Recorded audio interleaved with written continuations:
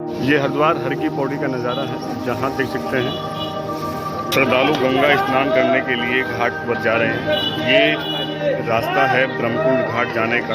ये ब्रह्मकुंड घाट है। आप देख सकते हैं कि ब्रह्मकुंड घाट पर श्रद्धालु गंगा स्नान कर रहे हैं और यहाँ पर गंगा स्नान श्रद्धालु करते हैं तो उन्हें मोक्ष की प्राप्ति, तन के रोग सभी दूर होने की ये धार्मिक मान्यता इस घाट की है। ये ब्रह्मकुंड घाट पर आप देख सकते हैं कि तीर्थ पुरोहित भी यहाँ पर अपना पर बैठे हुए आप देख सकते हैं।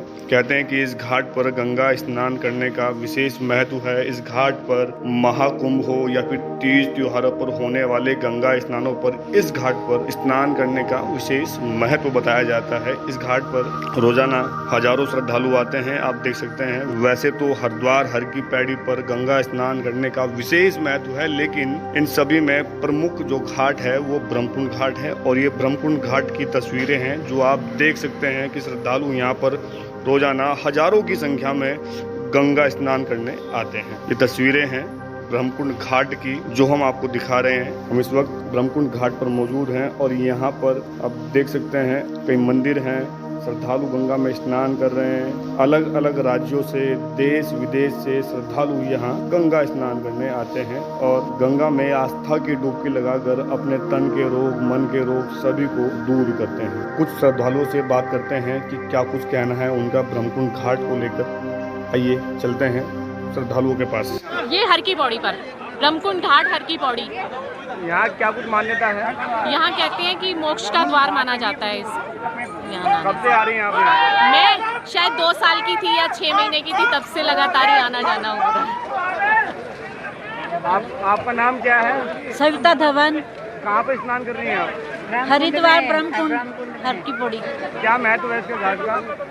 जहाँ पर आकर स्नान करने से मोक्ष की प्राप्ति होती है। ब्रह्मकुंड है, ये सबसे प्राचीन मंदिर है। यहाँ पर मेन हर की पौड़ी का यहीं पे महत्व है, जहाँ यहीं से ही जल भरा जाता है।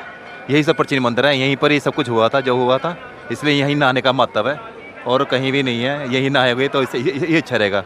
यहीं पर पूर्वज सब यहाँ हमारी सब कुछ यहीं मिलेगा। मैं मानव भारती हूँ, लुधियाना से आया हूँ और अभी मैं ब्रह्मकुंड के पास खड़ा हूँ और यहाँ पे स्नान करने से मोक्ष की प्राप्ति होती है, इसलिए आया हूँ स्पेशल। देखिए, ब्रह्मकुंड के और हर की पौड़ी के कई महत्व हैं। सर्वप्रथम तो ब्रह्मकुंड कैसे नाम पड़ा ये हम आपको बताएंगे कि राजा श्वेत ने इसी स्थान पर बैठकर भगवान ब्रह्मा की तपस्या की और राजा श्वेत की तपस्या से प्रसन्न होकर ब्रह्मा जी अवतरित हुए। ब्रह्मा जी ने जो उनसे वर मांगने को कहा तो राजा श्वेत ने ब्रह्मा जी से आग्रह किया कि जिस स्थान पे यहाँ मैंने तपस्या की है आपकी, सदैव इस स्थान में आपका वास रहे।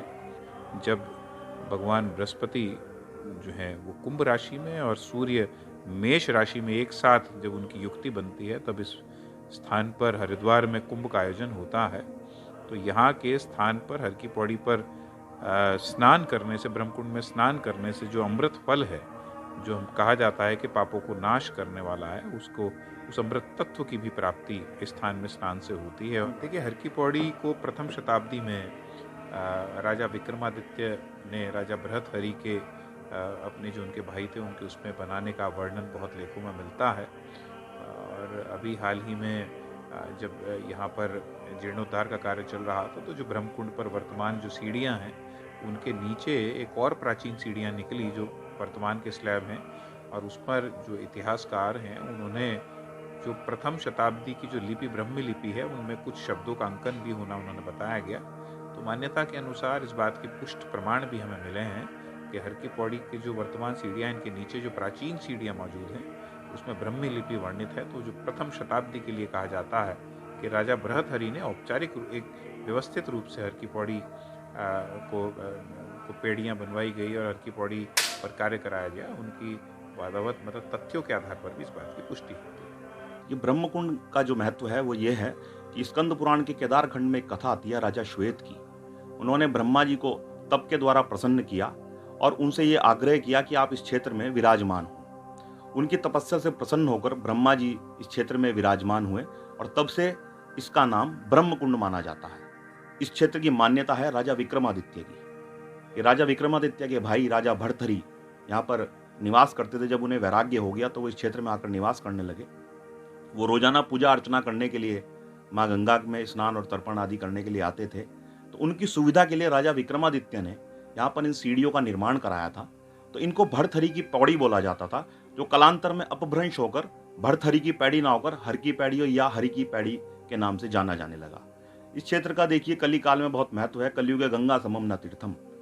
माँ गंगा अमृत तत्व से युक्त हैं और इसीलिए लाखों श्रद्धालु रोजाना अपने परिजनों की अस्थि प्रवाह के लिए यहाँ आते हैं, इस भावना के साथ कि उनके परिजनों को माँ गंगा अपनी गोद में स्थान देंगी और उनको मोक्ष मिलेगा। ओम प्रयास, न्यूज़ 18 हरिद्वार।